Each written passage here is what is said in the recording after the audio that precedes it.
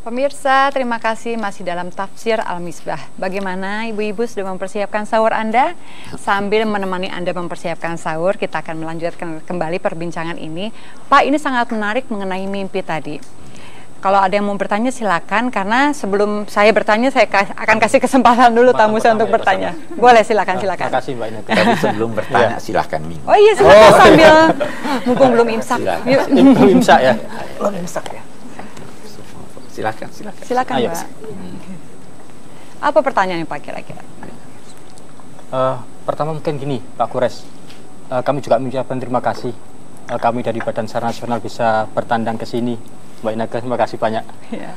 Terus saya tanya ini Pak Kures, bukan persoalan mimpinya, cuma ternyata Allah di situ sesungguhnya memberikan rahmat kepada kaum muslimin, bahwa dengan mimpi itu kaum muslimin mempunyai semangat, motivasi.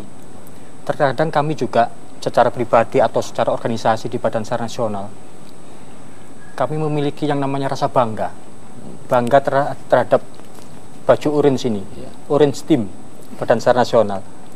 Nah, apakah kebanggaan ini pun juga semacam sebuah rahmat Allah, sehingga kami bisa melayani dengan senyuman kepada masyarakat, memberikan pertolongan kepada masyarakat. Nah, apakah ini merupakan bagian dari sebuah rahmat Allah? Iya. Itu mungkin pertanyaan kami. Iya. Berbangga dengan pekerjaan apapun, berbangga dengan profesi, berbangga sebagai bangsa, berbangga sebagai orang yang ditakdirkan, dalam dua tanda petik, ditakdirkan untuk menjadi penolong, itu sangat baik. Asal kebanggaan itu jangan mengantar kepada keangkuhan. Kita akan lihat nanti pada ayat berikut itu ada dijelaskan apa syarat-syarat yang harus terpenuhi untuk suksesnya suatu pekerjaan.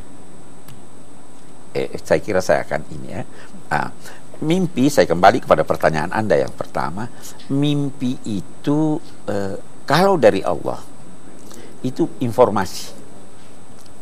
Tetapi karena mimpi ada juga yang dari setan, itu bisa jadi menanamkan pesimisme. Kalau dari Tuhan dia menanamkan optimisme.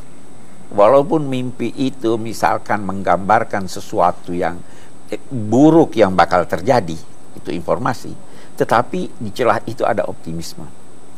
Ya, jadi seperti itu. Jadi ini tadi mimpi ini menanamkan optimisme. Melahirkan semangat dan lain-lain sebagainya. Saya kira itu. Baik, ada yang ingin bertanya lagi tentang mimpi, silakan. Tadi saya mendengar sedikit ungkapan dari Bapak itu mengenai kekuatan, Pak. Jadi mengenai kekuatan itu, sedangkan memang kan seperti sabda Rasulullah bahwa Muslim yang kuat itu lebih baik dan lebih disukai Allah ketimbang Muslim yang lemah. Walaupun kedua-duanya itu ada kebaikan gitu, Pak.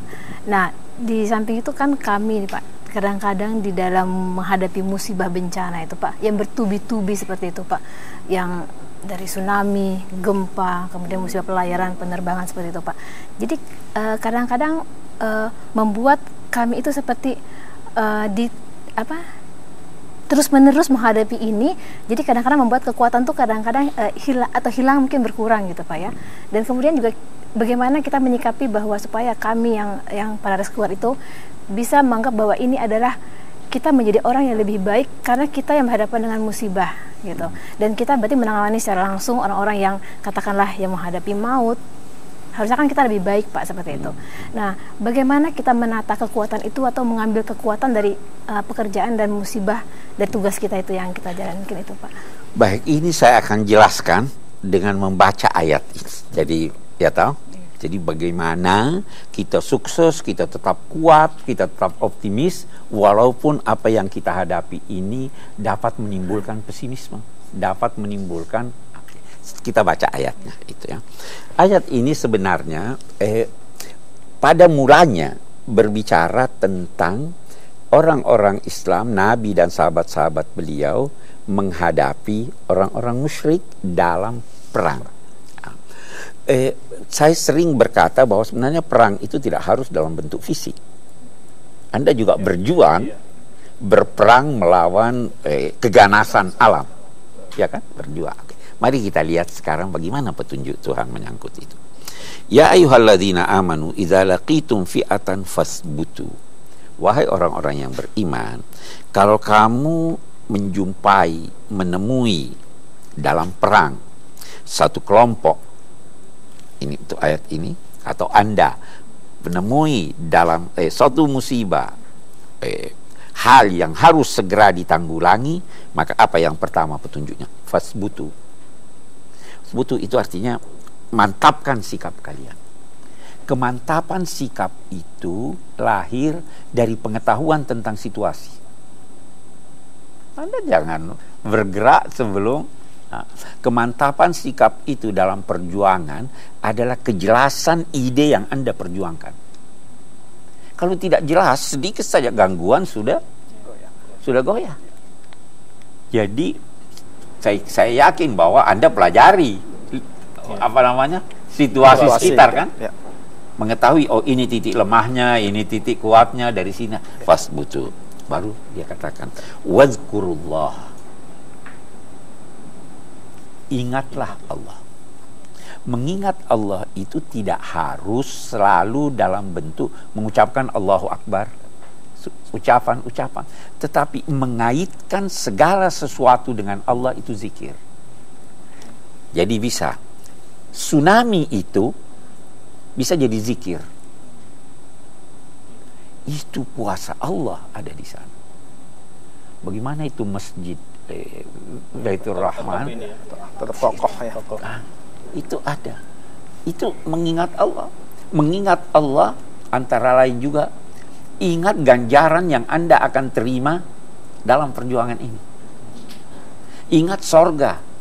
Bahwa kalau dalam perang, kalau saya gugur, saya dapat sorga. Ya. Semua itu syarat. Itu sebabnya kita dulu dalam masa perjuangan kan kita memekikkan Allahu Akbar. Ya. Sebenarnya bukan cuma Allahu Akbar. Ingat Allah. Saya lemah ya Allah, tapi saya ingat Engkau. Engkau membantu. Tertanam optimisme ini, tapi sebelumnya pelajari situasi dulu. Oke. Baru dia kata wadkur la'allakum tuflihun. Atiullah wa rasulahu. Taat pada Allah dan Rasulnya. Dalam konteks kita sekarang taat pada pimpinan. Sebab kalau Anda punya inisiatif sendiri yang bertentangan dengan itu, akan gagal. Wala tanaza'u, jangan berselisih. Karena jika kamu berselisih, kamu akan gagal. Wasbiru, ini harus sabar, harus sabar. Innallaha ma'as sabirin, sesungguhnya Allah bersama orang-orang yang sabar. Wala takunu kalladzina kharaju min diyarihim bataran wa ria'an nas. Jangan kamu melangkah dengan sombong. Dan jangan juga melangkah pamrih, ingin dipuji, ingin dikatakan. Ini syarat-syarat untuk mencapai kemenangan, termasuk untuk saudara-saudara. Saya kira itu ya. Garis besarnya kita harus mengingat Allah dalam setiap langkah kita ya Pak ya. Dalam setiap langkah kita, tapi ingat Allah sebelum itu pelajari dulu. Jangan banyak ingat Allah dan tidak tahu medan. Baiklah, pemirsa, sambil saya mempersilakan Anda mempersiapkan makanan sahur